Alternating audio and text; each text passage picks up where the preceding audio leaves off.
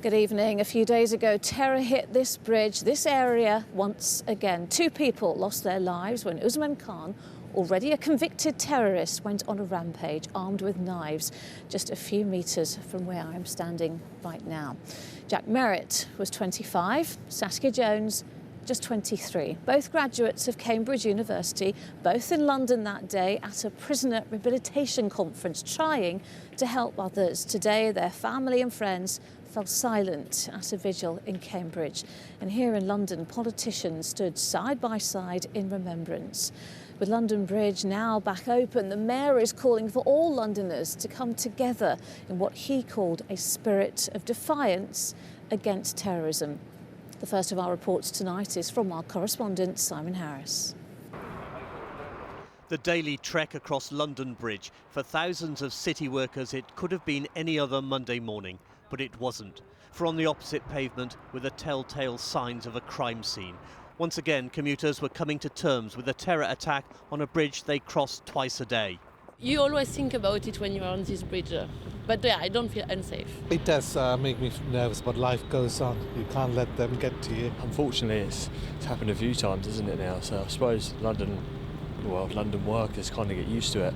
Obviously, everyone's a little bit on edge. It's just so sad it happened, but life goes on. The 2 victims, Jack Merritt and Saskia Jones, were both graduates of Cambridge University. They were in London to take part in a conference on rehabilitating offenders, held in Fishmongers Hall on the edge of the bridge. Dan Foe was a good friend of Saskia's. He remembers someone who inspired him and made him laugh. Absolutely hilarious, nothing was ever too much, funny, absolutely full of character, and yeah, just an absolutely brilliant human. That moment of holding my phone, looking at the news was absolutely horrendous. I cannot even put the feeling into words, really. Saskia's killer, Usman Khan, was invited to the conference to share his experiences as a former prisoner convicted of terrorist offences. Other delegates used what they could to try to disarm him, including a fire extinguisher and a tusk from a narwhal. Khan was eventually shot dead by police, but not before extraordinary acts of bravery by ordinary people. Today we heard the story of Lucas, a Polish kitchen worker who, after hearing screams from upstairs, tried to disarm Khan by hitting him in the chest with a stick. Unfortunately, the stick bounced off Khan's fake suicide vest, but that didn't stop Lucas. He's buying time. He's allowing others to crawl out the way and find a bit of space and so on. And he's got a long minute one-on-one knife fight, and it's pretty brutal. The terrorist comes up his arm and eventually gets it around about 5 different slashes and stab wounds up here. We stand in silence once more, following the atrocity on London Bridge last Friday. Outside the Guildhall, political leaders put aside their differences for a brief moment to take part in a vigil in memory of all of the victims of Friday. We remember those who died and those who were injured, all those who have been affected in any way.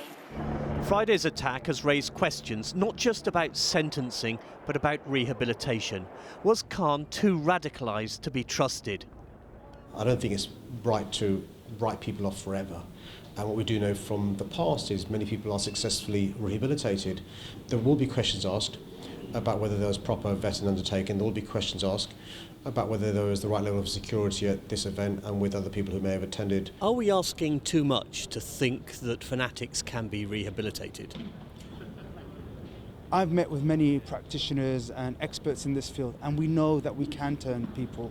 We can get people who are, be it far-right extremists, Islamist extremists, we can get them to turn.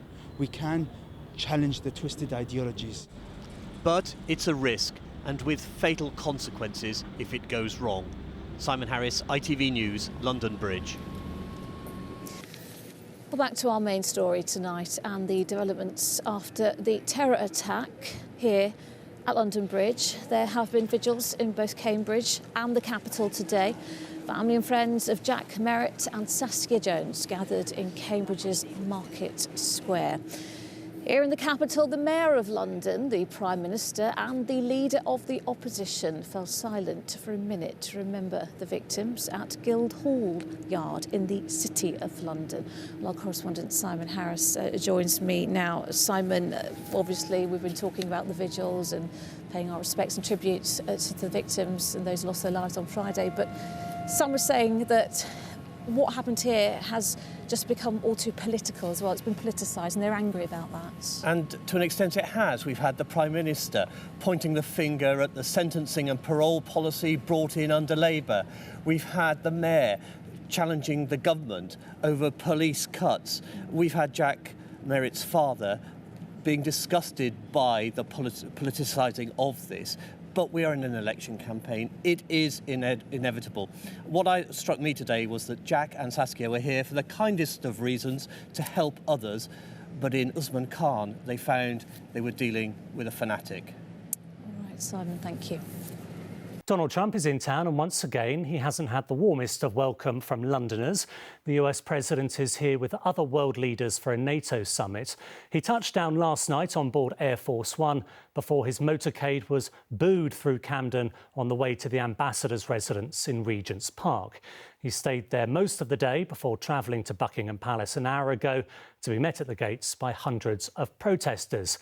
Well, this is what it looks like now, live outside Buckingham Palace. We can see the motorcade there and the police outriders as it approaches the palace. President Trump to meet the Queen at a reception this evening. It is, of course, probably not the welcome he would have wanted in London, but on his third visit, the one he must have come to expect. Our political correspondent Simon Harris now on the latest presidential visit to London. In the fading light of a setting sun, the unofficial welcoming committee for the President gathered in Trafalgar Square. This was never going to be a meeting of the Donald Trump Appreciation Society. I think he's a dangerous, evil man. He's also, it just so happens, a misogynist and a racist. He's not somebody to admire or to think anything of. The President and First Lady arrived in London late last night after Air Force One landed at Stansted. In Camden, the passing presidential motorcade took people by surprise, prompting a few unrepeatable comments from pavement critics. At the American ambassador's official residence, Winfield House in Regent's Park, the Met set up a sterile zone, closing a road, much to the annoyance of joggers and walkers. A beautiful winter's day, so I thought I'd take myself off for a short walk to go and get some lunch, only to discover that Trump's ruined that as well. A steady procession of VIP convoys arrived and left, watched by a solitary anti-nuclear protester. Very powerful man, so I'm appealing to his better side to do something about the nuclear problem. Have you seen him yet? Possibly, I'm not sure, because all the windows are blacked out. But Mr. Trump wasn't venturing out. Even when the President isn't in town, Winfield House is a fortress, protected by a high steel fence and intruder alarms.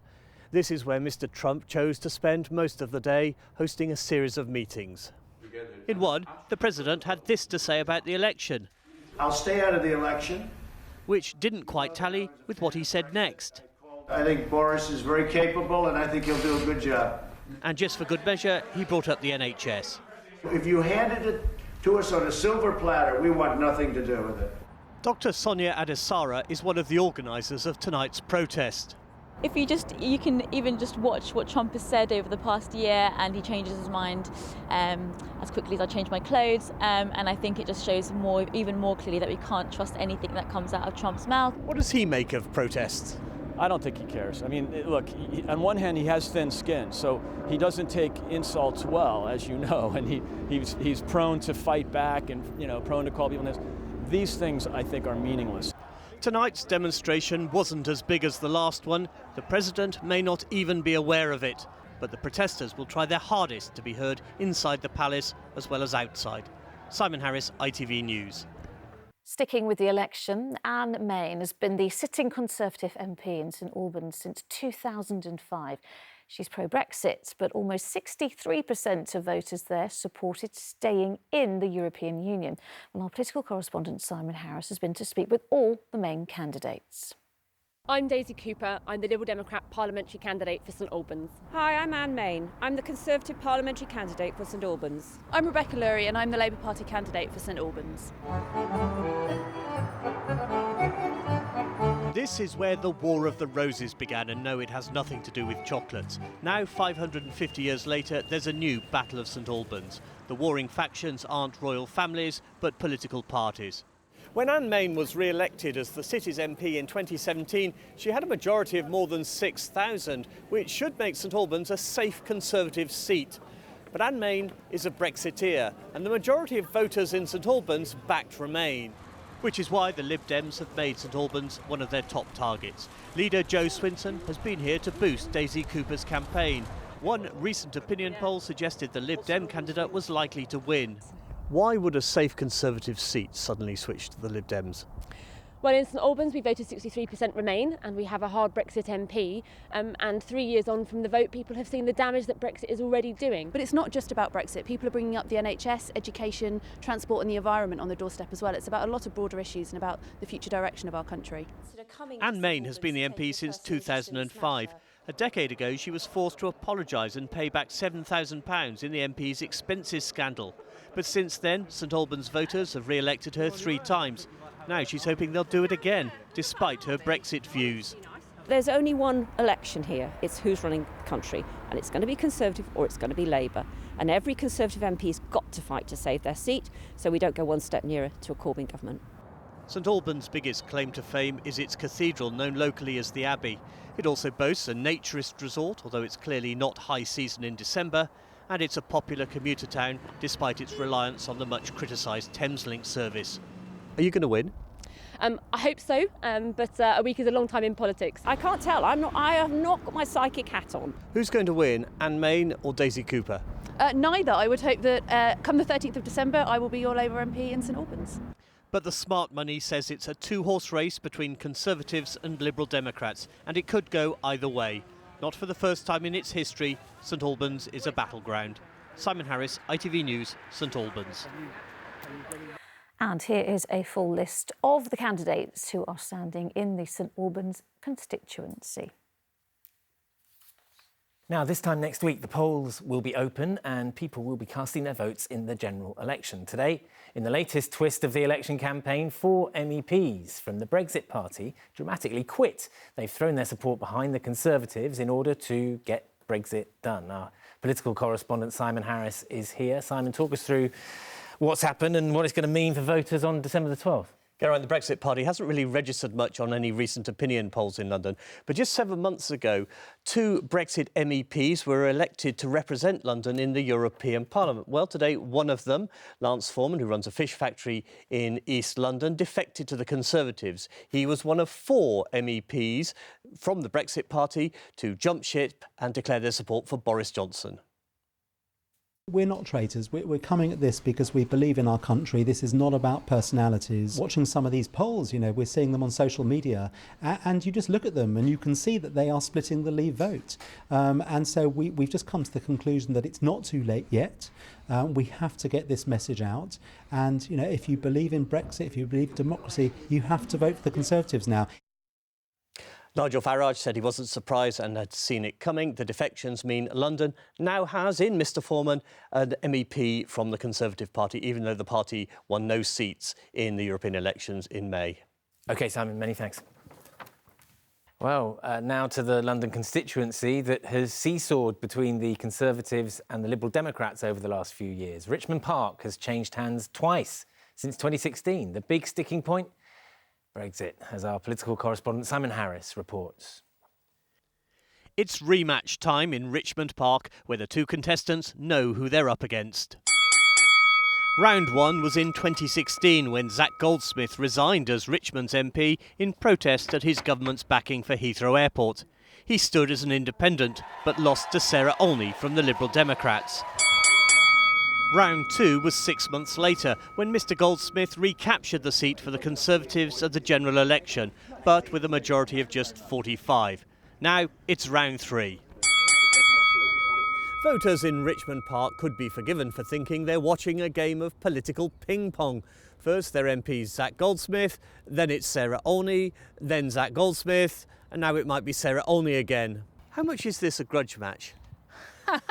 Well, this is our third time round, and obviously I only lost by 45 votes last time, so I'm very, very motivated. How much is this a grudge match? No, not at all. It's not. You can't allow politics to be personal. Sarah Olney, helping to plant trees on a local recreation ground, thinks she has the upper hand this time because of Brexit. Her opponent is a Brexiteer, but 3/4 of voters in Richmond backed Remain. I'm finding a lot of former Conservative voters who are really, really unhappy about Brexit, about Boris, and a lot of them are saying they just don't know how to vote, but a lot of them are clear that they're going to be voting Liberal Democrat this time.